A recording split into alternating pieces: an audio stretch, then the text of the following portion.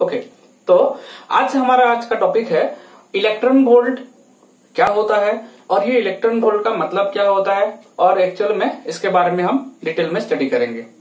Okay, जब हम 11th में थे तो मैकेनिक्स में हमारा क्या होता था, मैकेनिक्स वाला हिस्सा जहाँ पे फोर्स है ना, वर्क डन, ये सब के बारे में पढ़ाया जाता था। उस समय हम लोग को एनर्जी नापने के लिए भी हमारे पास एनर्जी, वर्क डन, हीट को अमाउंट कितना हो रहा है, ये सबको नापने के लिए हमारे पास में एक ऐसा ही सिस्टम में हमारे पास एक यूनिट दिया गया है जो कि होता है joule. Energy, work done, torque, ये सबको नापने के लिए हमारे पास में जूल का हम यूज करते हैं, वो एक एनर्जी का यूनिट होता है। उसी प्रकार से सीजीएस सिस्टम में भी हमारे पास में एक यूनिट अवेलेबल है जिसे को बोला जाता है अर्ज। जूल और अर्ज में रिलेशन होता है 1 joule equals to 10 to the power 7 अर्ग। याद रख रहे ना, 1 जूल में साइड में लिख दे रहा हूं, 1 joule equals to 10 to the power 7 ERG। इस तरह से जूल हो गया एसआई सिस्टम में एनर्जी का यूनिट और अर्ज हो गया सीजीएस सिस्टम में एसआई यूनिट, सीजीएस सिस्टम में तुम्हारा एनर्जी का यूनिट। बट यह वर्क डन भी इससे मेजरमेंट होता है।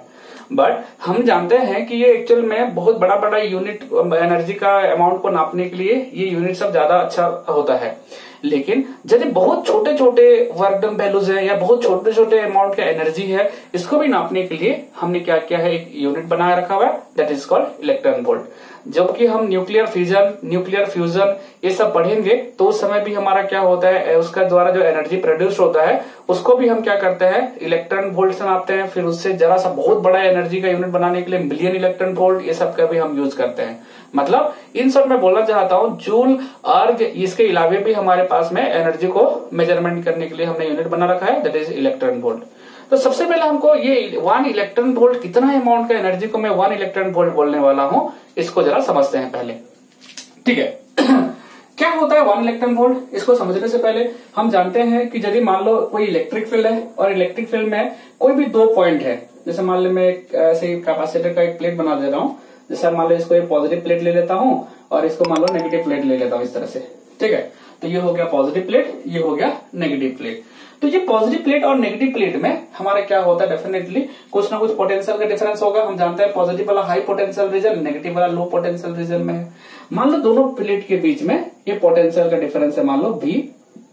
ठीक है, दोनों प्लेट के बीच में पोटेंशियल का डिफरेंस हो गया V। और यदि वो पोटेंशियल डिफरेंस 1 वोल्ट का हो जाए, यदि वो पोटेंशियल डिफरेंस को मैं 1 वोल्ट बोला कि नहीं, इसके बीच में पोटेंशियल का डिफरेंस 1 वोल्ट है, मतलब इस एंड से इस एंड जाते जाते 1 वोल्ट कम हो जाएगा। मतलब सिंपली हम जानते हैं पॉजिटिव वाला हाई पोटेंशियल होता है, नेगेटिव रीजन लो पोटेंशियल होता है। यदि हम इस तरह से पॉजिटिव से नेगेटिव की तरफ जाएंगे तो हमारा क्या होगा, धीरे धीरे करके पोटेंशियल घटेगा और 1 वोल्ट का पोटेंशियल का डिफरेंस है मान के चलो दोनों में। यदि 1 वोल्ट का पोटेंशियल डिफरेंस है और यहाँ पे डेफिनेटली इलेक्ट्रिक फील्ड बने रखे होंगे, पॉजिटिव से नेगेटिव की तरफ इलेक्ट्रिक फील्ड, तो ये इनविजिबल चीज होता है, इमेजिनरी चीज होता है। ओके, यदि मैं इसी का इलेक्ट्रिक फील्ड के अंदर में, या मैं सिंपली बोल सकता हूं ये दोनों प्लेट के बीच में जो पोटेंशियल डिफरेंस 1 वोल्ट है, इसी बीच में यदि मैं इलेक्ट्रॉन को रख दूं, रेस्ट रखा हूं, तो definitely electron gets attracted by the positive terminal, ये पॉजिटिव टर्मिनल की तरफ अट्रैक्ट होगा और अट्रैक्ट होकर के क्या होगा, डेफिनेटली इलेक्ट्रिक फील्ड इसके ऊपर कुछ फोर्स अप्लाई करेगा, उस पर कुछ वर्क करेगा और वही वर्क जो रहेगा वो क्या होगा, इसमें हमको in the form of kinetic energy observe होगा। जब समझो मैं क्या बोलना चाहता हूं, फिर से बोल रहा हूं, 2 प्लेट लिया हूं, दोनों प्लेट के बीच में पोटेंशियल का डिफरेंस है, एक को पॉजिटिव एक को नेगेटिव, क्या होता है पोटेंशियल का डिफरेंस मान लो 1 वोल्ट का है, मतलब इसके बीच में पोटेंशियल का डिफरेंस 1 वोल्ट है। ओके, और वहां पे मैंने क्या किया, नेगेटिव साइड में मैंने इलेक्ट्रॉन को रखा हुआ है। इलेक्ट्रॉन को जैसा रखूंगा, इलेक्ट्रॉन क्योंकि नेगेटिव चार्ज होता है, वो डेफिनेटली इलेक्ट्रॉन जो पॉजिटिव नेगेटिव प्लेट के द्वारा पुश होगा और पॉजिटिव प्लेट के द्वारा अट्रैक्ट होगा और अट्रैक्ट होकर के वो काफी तेजी से मूव करके इस तरफ आएगा। ओके, काफी तेजी से मूव करके इस तरफ आएगा और इस दौरान पहले हमने इलेक्ट्रॉन को तो रेस्ट रखा था, छोड़ने के साथ में इलेक्ट्रॉन काफी तेजी से मूव करके आया, मतलब वो काइनेटिक एनर्जी गेन किया। मेरा सवाल है उसके पास में आया कहां से काइनेटिक एनर्जी, वो तो पहले था नहीं काइनेटिक एनर्जी, हमने इलेक्ट्रॉन को जस्ट वहां पर रखा हुआ है तो हमने बोला नहीं, ये इलेक्ट्रोस्टैटिक फोर्सेस के ऊपर काम किया और वही फोर्स के कारण क्या होगा, वो काफी तेजी से मूव करना शुरू कर गया, मतलब इन शॉर्ट उसने काइनेटिक एनर्जी गेन किया है। बोला ये काइनेटिक एनर्जी जो गेन किया है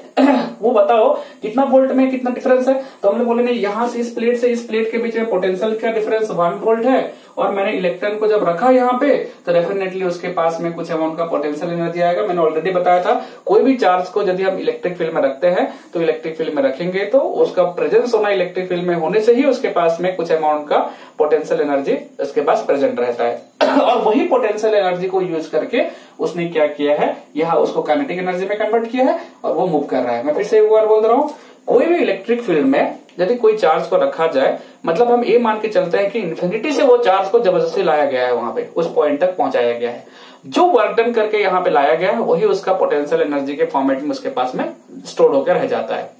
तो किसी का भी फील्ड में यदि कोई पार्टिकल, चार्ज पार्टिकल को रखा जाता है तो उसके पास में डेफिनेटली कुछ अमाउंट का पोटेंशियल एनर्जी होता है और वो पोटेंशियल एनर्जी स्टोर करके ज्यादा रखना नहीं चाहता है, वो कोशिश करता है किसी तरह से भी पोटेंशियल एनर्जी को, है ना, उसको लॉस्ट करना रहता है। तो जैसा मैं इलेक्ट्रॉन को रखा यहाँ पे, डेफिनेटली मैंने कुछ वर्क डन करके यहाँ पे इलेक्ट्रॉन को डिपॉजिट किया नेगेटिव प्लेट के साइड में, और उसको जैसा छोड़ा वो सारा पोटेंशियल एनर्जी इसके पास जो प्रेजेंट था वो पोटेंशियल एनर्जी फट से उसने क्या किया, यूज करके काइनेटिक एनर्जी में कन्वर्ट हो गया। और ये काइनेटिक एनर्जी में कन्वर्ट हुआ है और वही काइनेटिक एनर्जी जितना अमाउंट का उसके पास में रहा होगा वही एनर्जी को हम लोग मेजरमेंट करेंगे और वही एनर्जी का जो वैल्यू रहा होगा उसको हम नापेंगे। देखो क्या होता है, पोटेंशियल का डिफरेंस कितना हो गया, 1 वोल्ट का पोटेंशियल का डिफरेंस है और उसमें यदि मैंने एक चार्ज पार्टिकल का रखा वो क्या करेगा, मूव करेगा और कुछ अमाउंट का क्या करेगा, पोटेंशियल एनर्जी को काइनेटिक में कन्वर्ट करेगा। जितना काइनेटिक एनर्जी वो गेन किया, that amount of energy is called 1 electron volt. मैं फिर से डेफिनेशन बोल रहा हूं,